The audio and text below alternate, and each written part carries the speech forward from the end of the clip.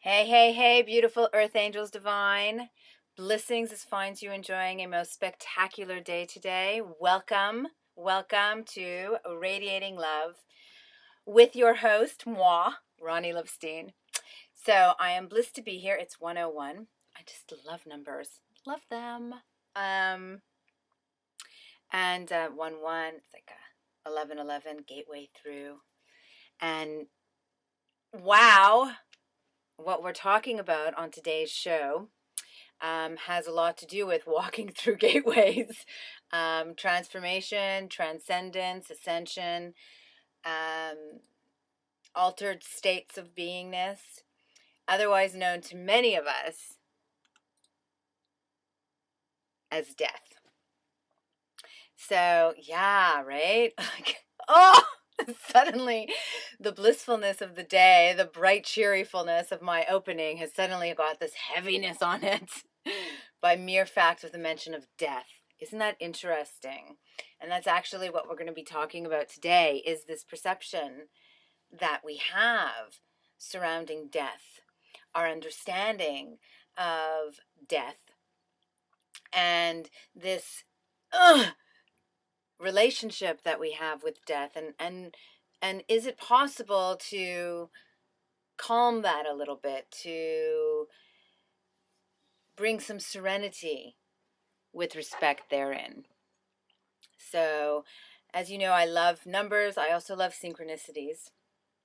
And today's show, as it so happens, was not planned, lands on 2 holy days, insofar as they are recognized by different cultures in our world, and those being Easter and Passover. And both of those holy days, which happen to deal with, you guessed it, death. So it's just all fabulously synchronistic. And then today on our Souls Talking Brain blog, which I'll put the address up for you so you can see. You can just go here and you can actually see the posting. The post is called Synchronicity, and it's by Dr. Robert Anthony, talking about synchronistic occurrences in our life. And so it would seem destined that, as heavy as it may make us feel, the subject of death is asking that we discuss. So let's do that. What do we know about death to begin with? Outside of the fact that it's an end to life, as we know it, as we understand it, as we define what life is. What do we know about death? When I was younger, I was dating a mathematician, and I loved his understanding and explanation that he came about with respect to death. When we first started going out, within, I think, a couple of weeks to a month, he had lost his father, who had been ill for a very long time. And though a religious man, he came from a religious family, and very religious, his solace when it came to death did not come from his religious beliefs, though one may have thought so. It came from his mathematical beliefs, from his science background, which is quite remarkable, again, in that his entire family, including himself, is very religious. And his explanation to me was that any equation has a balance. So if you've got your factors, let's say x plus y, they have to equal to something on the other side. There's always something on the other side. So x plus y equals to z. It equals to something. And so if we have life on this side, we can call it, then there must be something on the other one. And how do we know that there's another one? Well, because we were not here, and then we were here, and then we're not here again. And that kind of also brings up some questions in relation to life. Where were we before we were here? Where do we go once we're not here? Where were we before we were here? And suddenly death is not just about death anymore, but about life itself. We start off as no more than two cells, which come from two individual people who are separate from each other for most of their youth, we'll say, young adult lives, until they meet and procreate, and this baby is formed. And so we have these two cells that come together, and we are created out of these two cells. So where were we before our parents got together and the spermatozoa and the ova got together and conception occurred? Were we residing in our mother's egg, in our father's sperm? Were we a split identity between the two? Were we somewhere beyond the cells that created who we are? Are we the cells? Are we beyond the cells? What is consciousness? And suddenly we're swirling and whirling with all of these questions. I apologize for that. For which we have not one solid answer that everybody can agree upon. With all of the religions that exist, with the millennia of human beings that exist, to this day, we still don't have an answer that we all can agree upon. So it's the unknown death. It's a change that is a change of the unknown. And not only a change of the unknown, but one that we don't get to see while we are in this physical body during this lifetime. We tend to think that our lives are pretty known, and it's a misnomer. We wake up every day and we have expectations of what that day will be like. If we have a job, we wake up, we get ready, we go to our job, we come home, and we have dinner with our family, or maybe we go out with our friends. We have routines in life, and these routines become expectations for what we can expect every single day. You know, the weatherman, weatherwoman tell us what the weather is going to be like. Sometimes it's not like that. It doesn't work out in accordance to what they say. And so there's a change and we need to adjust, but we're able to see what that change is and make the adjustments to it in this consciousness, in this body. With death, we know the routine, but we don't know what comes afterwards. And there's an enormous fear that many people have as a result of that. Coming back to the life, the thing with the expectations regarding life and this sense of security that we have with life, as I said, is a misnomer. I gave one very brief example quickly with respect to the weather. We can watch the weather channel the night before and it tells us what it is that it's going to be. We've set our clothing in our mind, what we're going to wear, how we're going to go about our day based upon the weather. Do I need an umbrella, a hat, coat, shorts, whatever the case may be.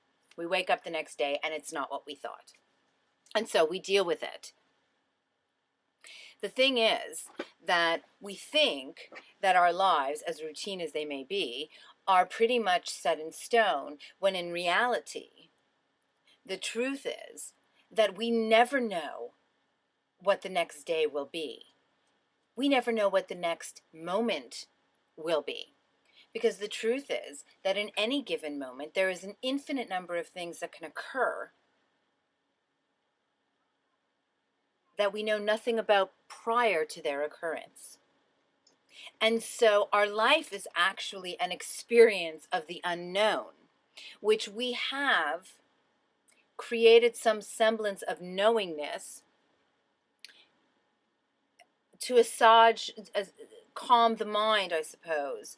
Or perhaps we were conditioned to so believe and therefore have created it as such, for the expectation of the day being the same as it was yesterday. Excuse me, is putting the energy from your beingness, which is a powerful house of energy, into what the next day is going to be as we are co-creating our days.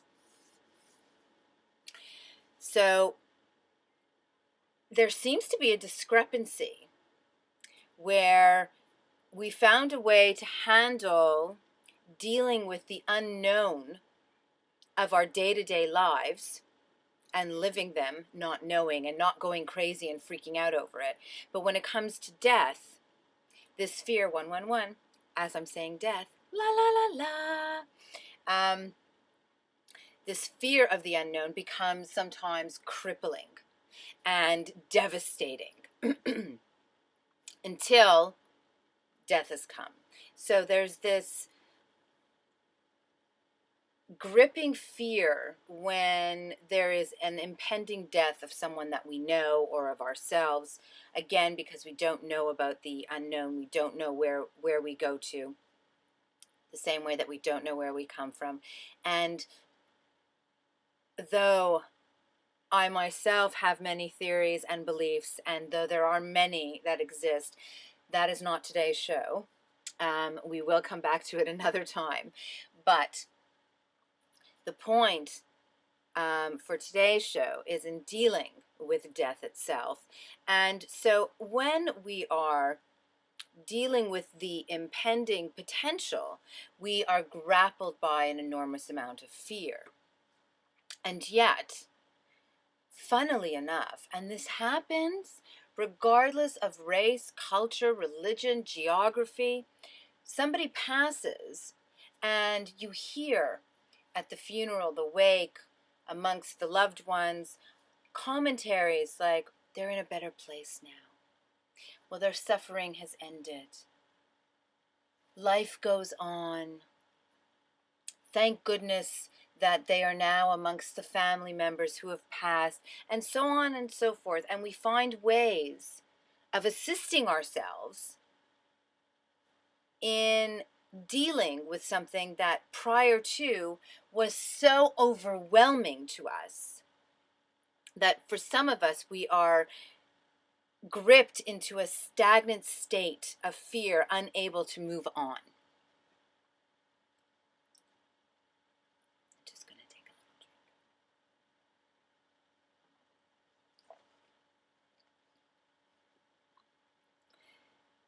Funnily enough,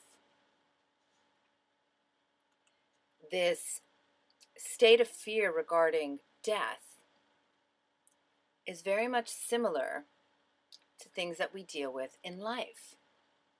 So coming back to the daily routines that we have expectations of happening. When we wake up one day and we are hit with a whammer of something we had no idea was coming, the initial response for many is fear. What am I going to do? How am I going to deal with this? Oh my goodness, I can't believe this is going on. This is crazy. Until we have to deal with it. And then we do. And as with death, we deal with it. We have many ways of dealing with many things. The main understanding that I'd like to send forth is that as fearful as we are of the unknown of death, our life itself is very much an unknown. And they're very much comparable to one another.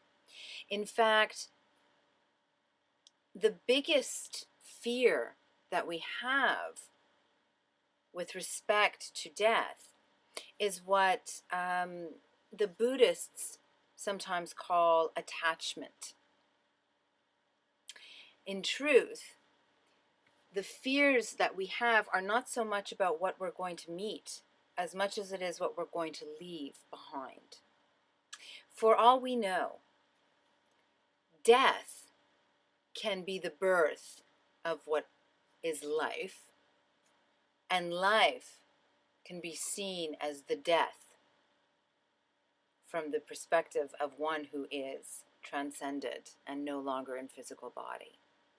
So I don't know if that was made clear enough, so I'm just going to repeat it. You have life and death. For us, life is vivaciousness. It's where everything is at, and death is nothingness. But what if it's actually the flip side? And what we feel that life is so full and vivacious and there's so much happening here and we don't want to miss out on it because this is it. You've got one life. You've only got one chance. If you don't make the most of it now, that's it. It's over. It's done. But what in fact if it's flipped? What if in fact when you die, life begins?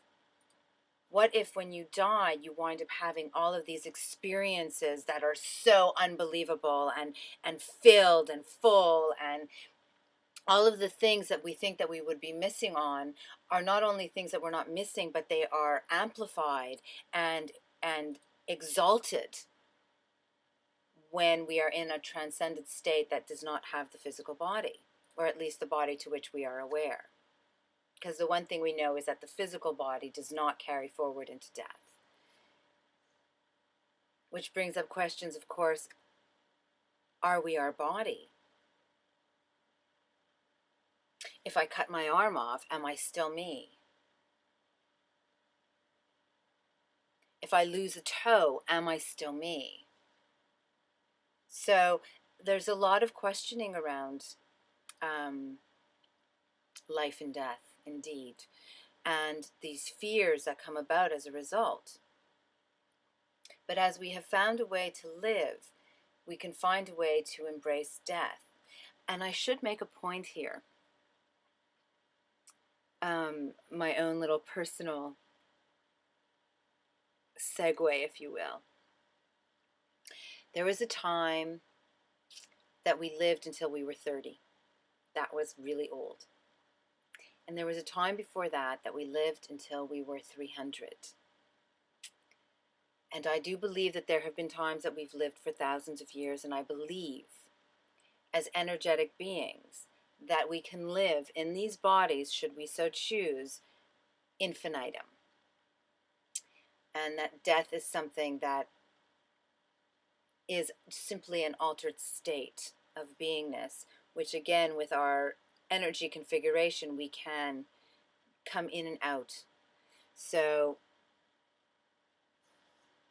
having said that, and perhaps that is my own egoic, or more apropos, fear-ridden justification.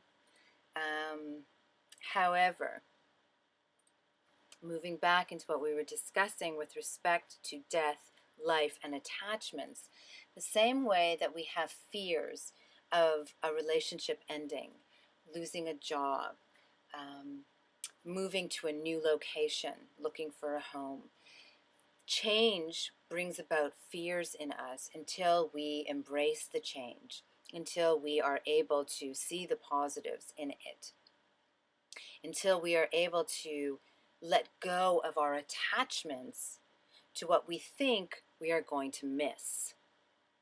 And that's a big one with fear. Because the reality of the situation is that once somebody is dead, we are not going to sit down and have tea with them in the same way that we have before. Some people say that they are able to see those who have passed and are able to have conversations and have tea. So this is why I say I haven't myself personally, so I cannot say anything with respect to that outside of I don't doubt it. However, coming back to what we were saying, you are guaranteed that you will not be having tea with somebody in the same way that you would be having tea with them prior to death. In the same vein, we can go months without seeing that same somebody and be okay. And at this point in our evolution, we all know that we're all going to die. Again, at this point in our evolution, coming back to what I said, my little personal segue there. So there is a certain element of knowing that we're all going to the same place. So you have tea with somebody in the now, both of you alive, that somebody passes, you're not going to have tea with them in the same way for potentially a very long time, but there is a potential that you might in a different form. A lot of potentials, a lot of unknowns, a lot of questions. So what is the point? For many people, their fear of death precludes them from living life. And for many, when somebody does die, the fear of where that person may be and the loss that that person is feeling, the person who is left here on the earth, can become overwhelming to the point that they are not living life. When in reality, our life itself is an experience of the unknown, more so than the known. Until you're in the now of any experience, everything is unknown. On that note, I'll see you back here in a second.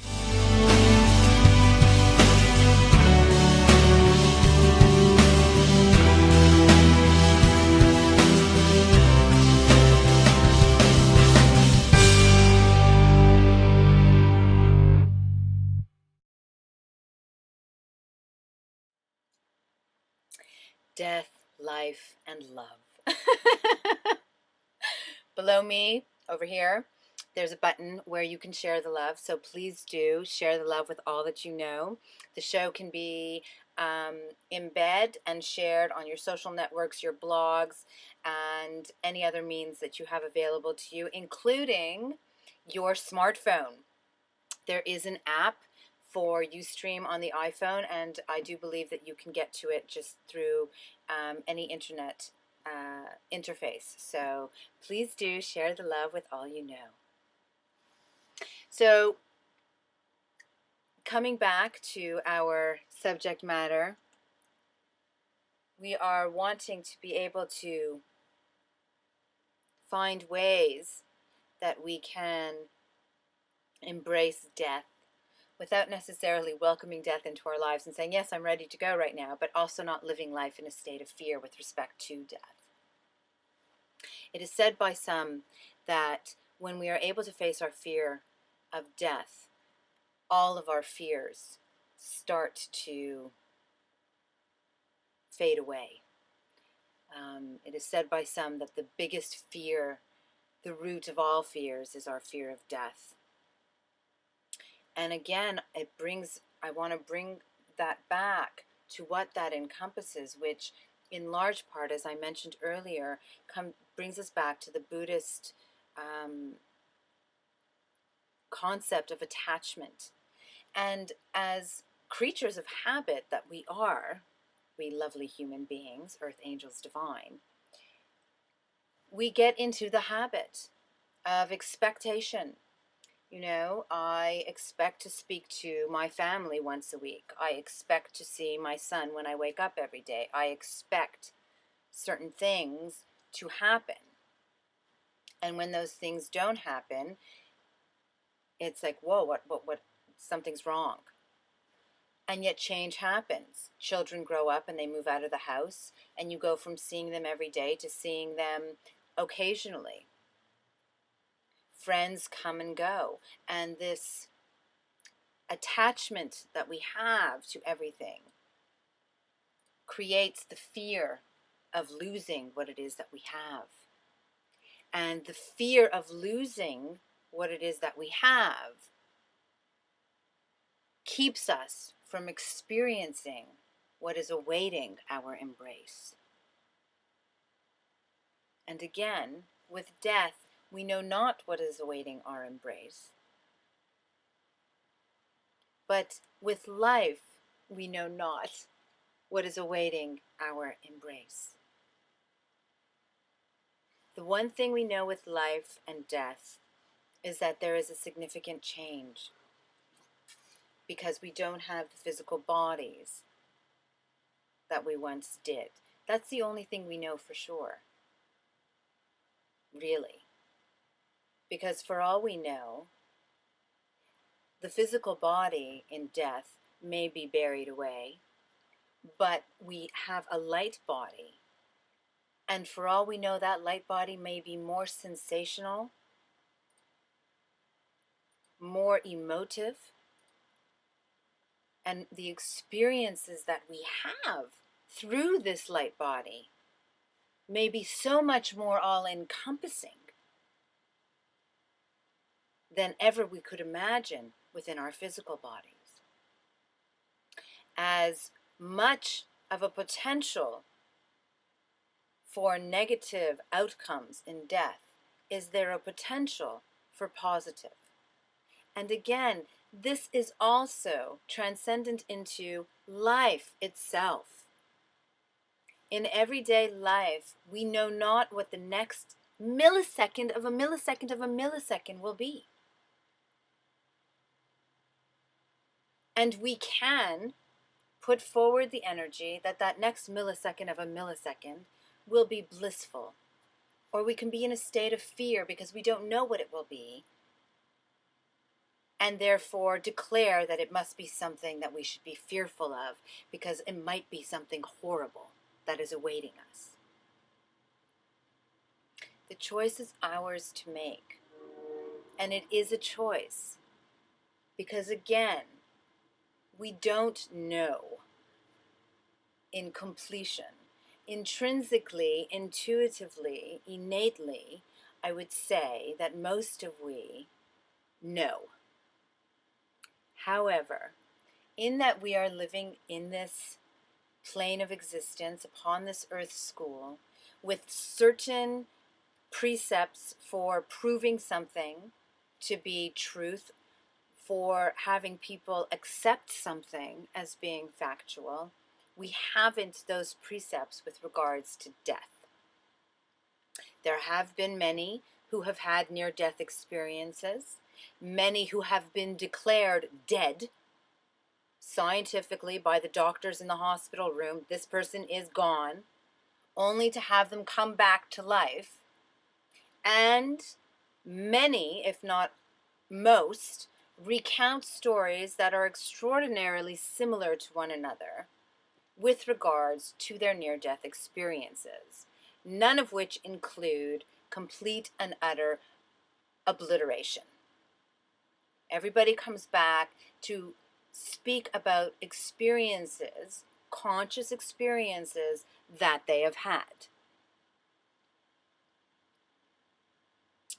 Whether or not it's true, did they really have it? They were declared dead. The brain wasn't functioning. Nothing was happening. Where were the thoughts coming from?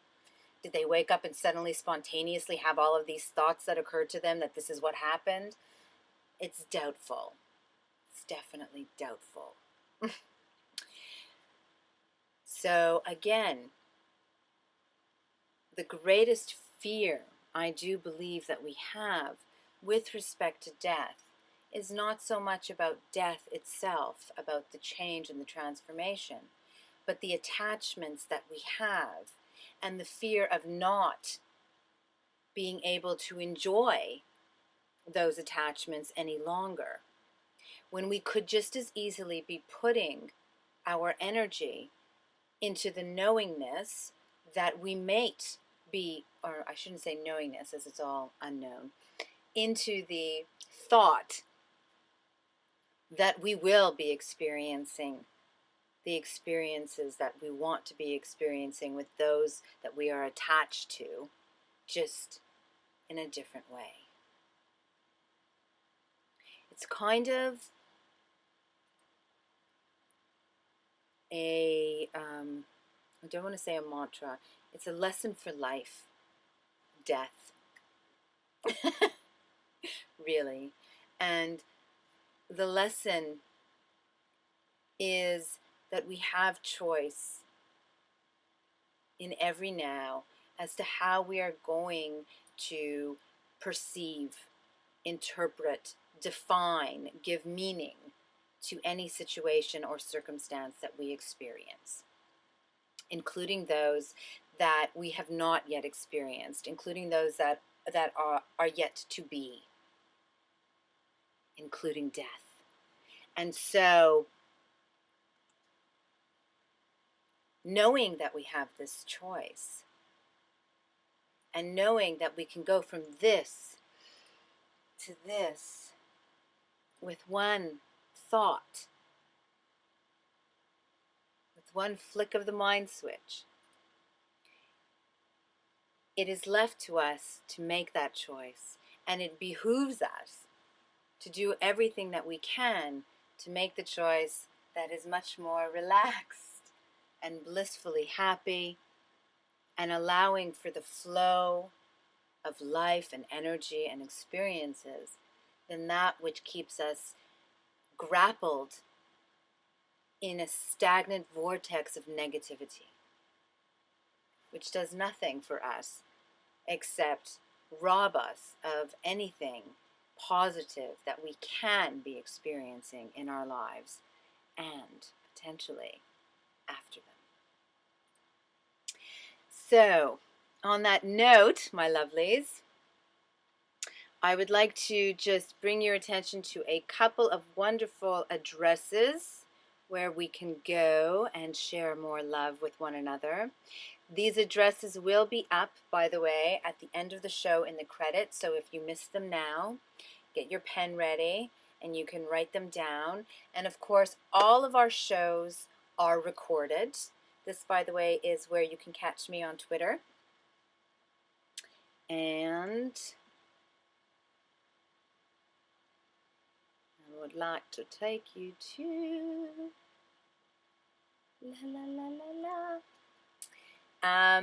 the shows are recorded, they're archived, so if you miss anything, like this wonderful address to our blog, Soul Stalking Brain, you can just come back and watch the recorded show and all of the information will be there. So this is one of our blogs, Soul Stalking Brain, and we also have a Soul Stalking Brain Facebook page. And the Soul Stalking Brain Facebook page is actually the page for our show, which is also of the same name, Soul Stalking Brain, which I do with my Starry Soul sister right over here, Aline Ohanessian, and we do that. This is the address where you go to. It's every second Wednesday at 7 p.m. It's always on the Wednesday that is in the alternate week of the Radiating Love Show. And lastly, for those wanting to get in touch and to connect with me personally, this is the address, beinglove@oneisall.com. I am available for enlightenment guidance journeys or life coaching sessions. As well, if you would like to get involved with the show, if you would like to be a guest, if you have a product or service that you would like to advertise on the show, or if you would like to sponsor one of our shows, this would be how you would go about getting that into motion. And of course, for all of you wonderful lovelies who would like to support this show, Radiating Love with Roni Lipstein, as well as everything that we do through Being Love TV, including Soul Stalking Brain Show, This is where you may make your donations of support, as well, of course, as sharing the show everywhere and with everyone you know. On that note, my darlings, I thank you all so very much for joining me today. I look forward to seeing you on Wednesday of next week on our Souls Talking Brain show. And I send forth blessings unto each and every one of we, that when the thoughts of negativity arise, when the thoughts of doubt and fear enter, that within us we find the strength, the will, the commitment, the dedication, the inspiration to make the choice to seek out, find, and focus our energy upon the good thoughts, the positive thoughts, the uplifting, inspiring, enlightening thoughts, which bring forth our bliss, that we may be experiencing our highest happiness in our eternal now.